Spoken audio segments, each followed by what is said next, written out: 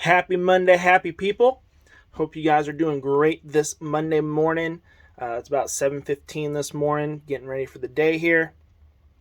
Some stuff that I'm doing just for my morning routine now, as looking forward to being real healthy on this deployment. So you see I got some lemon, some honey. Turn that around. And I got some vinegar. Now, what I've been doing this morning is every morning is I've been filling up this thermal with hot water, putting a cap full of vinegar, about a tablespoon of honey, and a half a lemon, and that's what I've been drinking. That's really good for your gut health. It's good for your liver. It's good for your digestion, and just kind of also gives you a little bit of extra energy for the day. So if you guys want to see a good all-natural kind of energy boost, this is what I've been doing. It works out really well. It is an acquired taste, but you know, my great-grandmother used to do this every day. I don't think she did the lemon, but she would do the honey and vinegar every day till she was like 99 years old. So definitely works. Thought I guys share that with you. Looking forward to showing you what I got going on for the rest of the day. We'll talk to you later.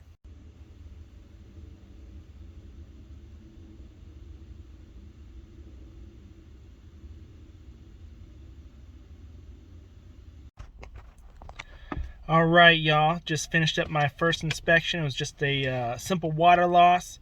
Insured's neighbor had a dishwasher and not dishwasher. I'm sorry, a dryer. Brain freeze here. Wash machine. There we go. Back up and flooded not only her apartment but our insured's apartment, or condo, I guess, more specifically. And they ended up having to get some floors done. Wasn't too much damage there, so it took me about 10 minutes to scope and measure. Took me, maybe 15 minutes to write up the estimate here. So all in all, claim took about 45 minutes from open to close. So pretty happy with that. Now I got 2 more roof inspections to head off to, and we will check back in with you guys after that and see how they go. So we'll talk to you later. All right, guys, let me show you what we're doing tonight for dinner. So I'm cooking kind of a gumbo. I don't know if you guys will allow me to call it a gumbo because I'm not using any flour or butter. So I know some of you diehard Louisianans are going to be like, that ain't gumbo, but it's gumbo. So deal with it.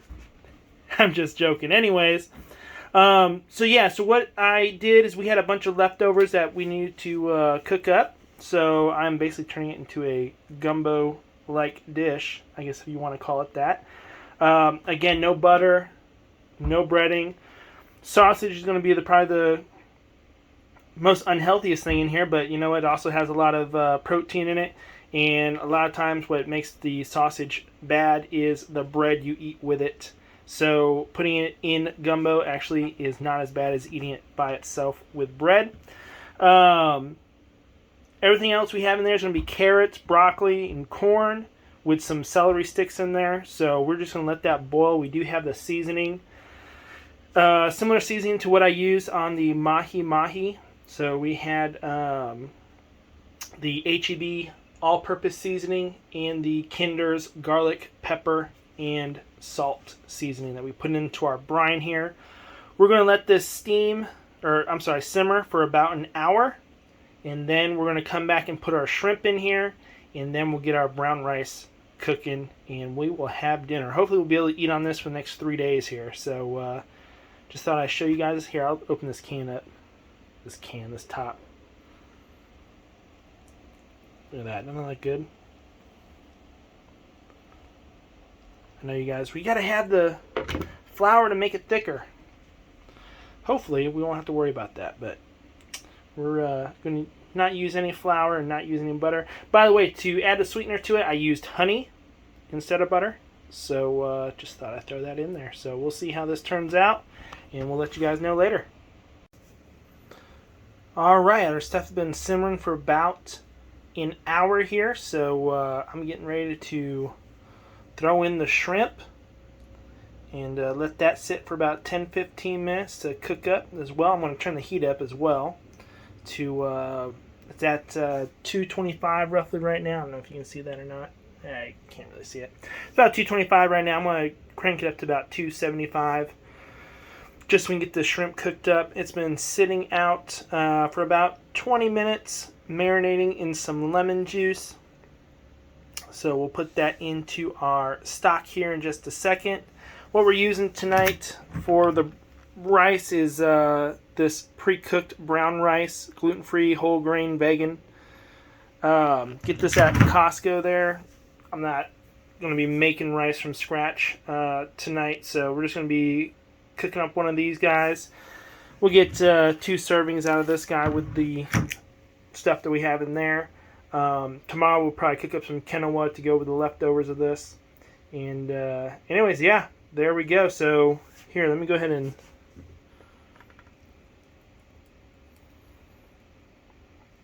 put our guys in here. I'll lay them on it real quick.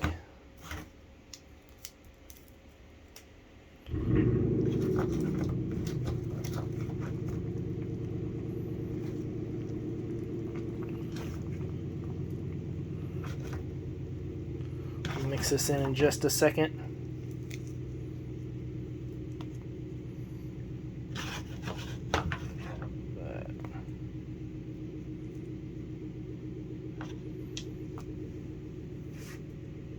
Okay, hang on a second here.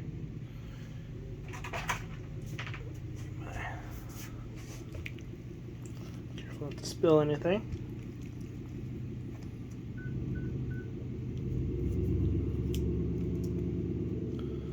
Get that down in our juices a bit here.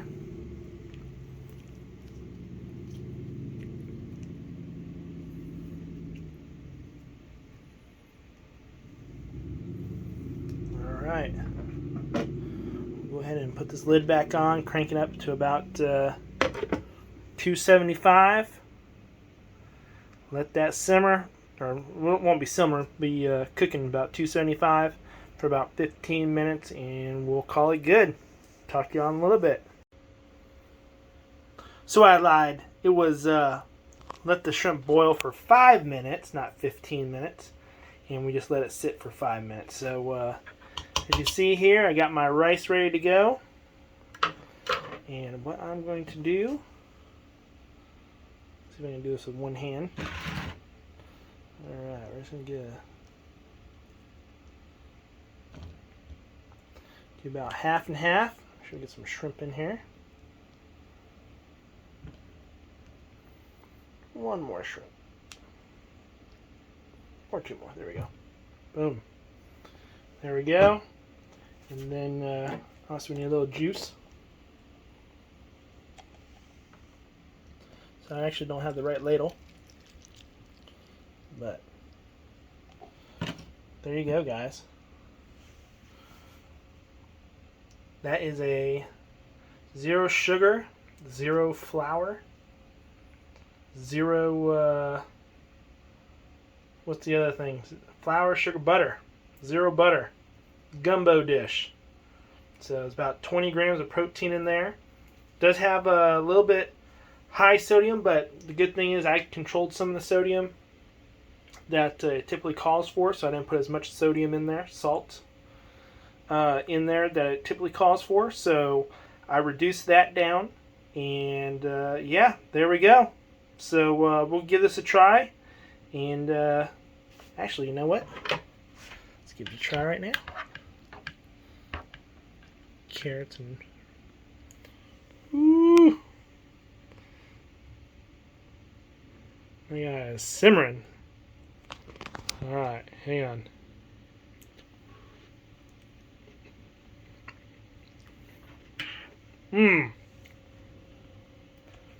That is really good. You guys should try it. So it's got about 2 cups of carrots in here. You got about a cup of broccoli. You got about 2 cups of sausage and 2 cups of corn. Water is filled to the top. You just put your seasoning on the contents before you pour the water in there. And I actually cooked it for 5 minutes before I poured water in there, just so the seasoning could absorb into the actual ingredients. Simmered it for an hour. Took the shrimp, put the shrimp in there for 5 minutes, turned the heat up to boil the shrimp. Open it up, let it sit for about 5 minutes, and now I'm ready to eat. So there's another meal from the RV for you guys to have next time you go on deployment.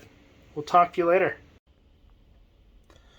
Alright, y'all, just going to recap my day to let you guys know what I did. So obviously I did the first claim, which was a water claim. I already talked about that a little bit. Next two claims were hail claims. Cool thing is they were right down the street from each other. So basically all the collateral on one house was able to support the collateral on the other house, and jumped on the roofs, and we found some damage for sure.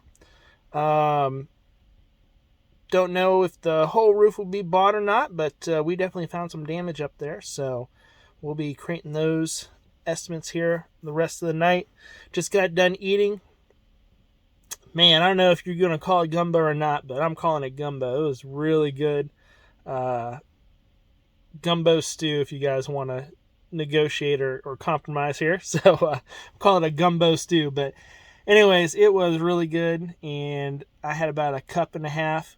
That's roughly 20 grams of protein just in that little cup and a half there, what I got, and I'll definitely be eating again. Good thing, too, because I made a big batch, so we'll have it for the next 2 days. Probably at least next 2 days. So anyways, that's basically the overview of my day, and getting ready just to finish off these last two estimates and send them up for approval, see what happens. Tomorrow, I had 2 claims for tomorrow. I'm not sure if the other person is going to come through or not. Originally, there was no contractor on the deal. Now, all of a sudden, there's a contractor on the deal, so we'll find out if they can make the time that I had set for them. I know some people are like, well, if he's there or not, I'm going to go look at it anyways. But, that just, pushes the cup, the can down the road.